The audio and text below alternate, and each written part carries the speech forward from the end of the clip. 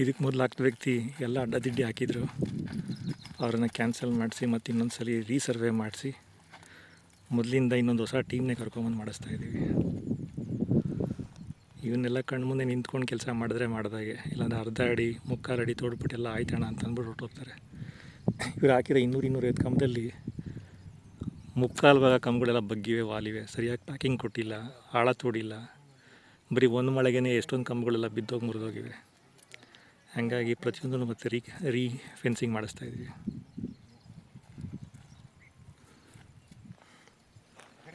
ಮಧ್ಯದಲ್ಲಿ ಅಲ್ಲಲ್ಲೇ ಡಬಲ್ ಕಂಬಗಳು ಕೊಡ್ತಾರೆ.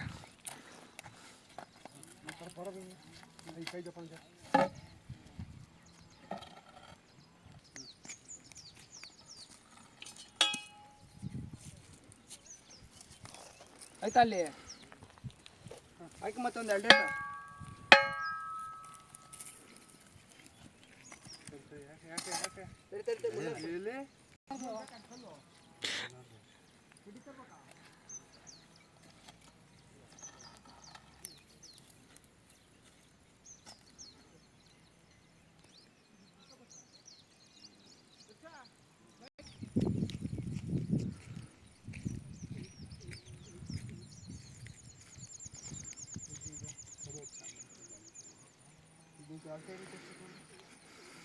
ಸೋಮಣ್ಣ, ಸಾಮಾನ್ಯಕ್ಕೆ ಎಷ್ಟಡಿ ಆಳ ಹೋಗ್ತೀರಾ? ಭೂಮಿ ಮೇಲೆ ಎಷ್ಟಡಿ ಇರುತ್ತಣ್ಣ ಕಲ್ಲು? ಹಾಂ, ನಿಮ್ದು ಏನು ಸರಿಯಾದ ಲೆಕ್ಕ ಇರುತ್ತೋ ಆ ಲೆಕ್ಕ ಮಾಡಿ.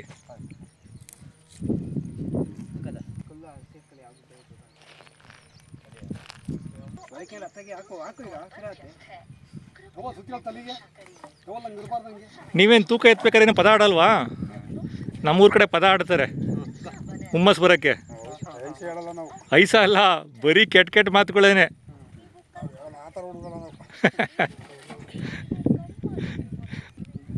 ಎಲ್ಲ ಬಾಯಿಗೆ ಬಂದಿದ್ದು ಮಾತಾಡೋದವರು.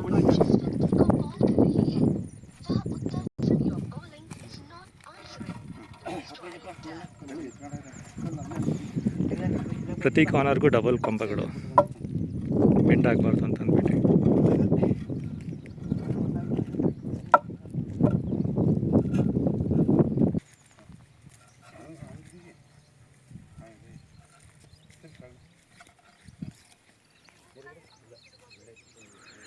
ಆ ಕಂಬದಿಂದ ಈ ಕಂಬಕ್ಕೆ ದಾರ ಕಟ್ಕೊಂಡು ಲೆವೆಲ್ ನೋಡ್ಕೊಂಡು ಆನಂತರ ಕಂಬಗಳನ್ನ ಹಾಕ್ತಾರೆ.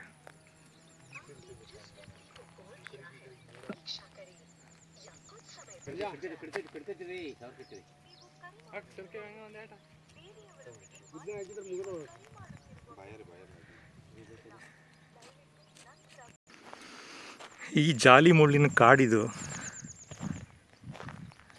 ಗದ್ದೆ ಬೈಲಲ್ಲಿ ಯಾರು ವ್ಯವಸಾಯ ಸಾಗುವಳಿ ಮಾಡ್ದಲೇ ಸ್ಟಾಪ್ ಮಾಡಿ ಸಂಪೂರ್ಣ ಏರಿಯಾ ಒಂದು 2,500-3,000 ಎಕರೆಯಷ್ಟು ದೊಡ್ಡ ಜಾಗ ಬರೀ ಜಾಲಿ ಮುಳ್ಳಿನ ಪೊದೆ. ಈ ಜಾಗನ ನಾನು ಬಂದಮೇಲೆ ಈ ಥರ ಸಾಗುವಳಿ ಮಾಡಿದ್ವಿ. ಕಳೆದ 25-26 ವರ್ಷಗಳಿಂದ ನೇಗಿಲೇ ನೋಡಿದ ಭೂಮಿ ನೇಗಿಲು ನೋಡಿದ್ಮೇಲೆ ಎಷ್ಟು ನೀಟಾಗಿ ಕಾಣಿಸ್ತಾ ಇದೆ. ನಾವು ಶುರು ಮಾಡಿದ್ಮೇಲೆ ಅಕ್ಕಪಕ್ಕ ಇನ್ನೂ ಕೆಲವು ರೈತರುಗಳೆಲ್ಲ ಅವರು ಕೂಡ ಶುರು ಮಾಡ್ಕೊಂಡು ಈಗ ಹತ್ತತ್ರ ನಮ್ಮ ಸುತ್ತಮುತ್ತ ಒಂದು 70-80 ಎಕರೆಗಷ್ಟು ಸಾಗುವಳಿ ಭೂಮಿ ನಡೀತಾ ಇದೆ.